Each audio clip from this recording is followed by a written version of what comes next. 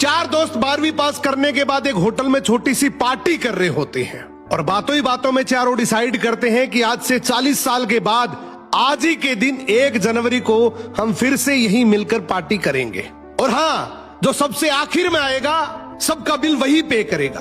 Hotel का waiter भी ये सब देख रहा था। कहने लगा 40 साल बाद अगर मैं भी यहीं रहा तो आपकी ये पार्टी जरूर देखूंगा। ठीक 40 साल बाद पहला दोस्त होटल पहुंचता है तो देखता है वो होटल अब 5 स्टार बन चुका है। अब वहां पर सब कुछ बदल चुका है। तो एक शख्स उसे पहचान जाता है और कहता है सर बैठिए, मैं आपको पहचान गया, मैं वही वेटर हूं जो अब इस होटल का मालिक बन चुका हूं। वो कहता है क्या बात है। इतने में दूसरा दोस्त आ जाता है। दोनों की बातचीत शुरू होती है कि बिजनेस ग्रो कर गया, सब कुछ अच्छा चल रहा है। दोनों अपनी अपनी बातें शेयर कर ही रहे होते हैं कि तीसरा दोस्त भी पहुंच जाता है, लेकिन चौथा दोस्त अब भी नहीं आया। तो जो सेठ होता है वो कहता है आप ऑर्डर कीजिए, मेन्यू में खाना वगैरह सेलेक्ट कीजिए, इतने में आपका दोस्त भी आ जाएगा। अब खाना भी लग गया। वेट करते करते काफी देर हो गई। उदास मन से ये तीनों दोस्त डिनर शुरू कर देते हैं। तीनों ने डिनर कर भी लिया, लेकिन चौथा दोस्त अब भी नहीं आया।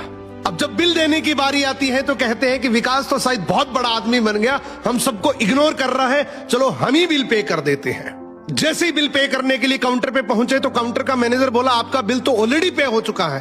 अब तीनों अपने चौथे दोस्त के ना आने की शिकायत करते करते होटल से बाहर निकले ही थे कि तभी एक सरकारी गाड़ी वहां आकर रुकती है। उसमें से एक लड़का उतरता है और तीनों के पैर छूते हुए कहता है मेरे पापा टीचर बन गए थे, मुझे कलेक्टर बनाने के काबिल कर दिया, लेकिन अफसोस मेरे पापा आज से 1 महीने पहले ये दुनिया छोड़कर चले गए।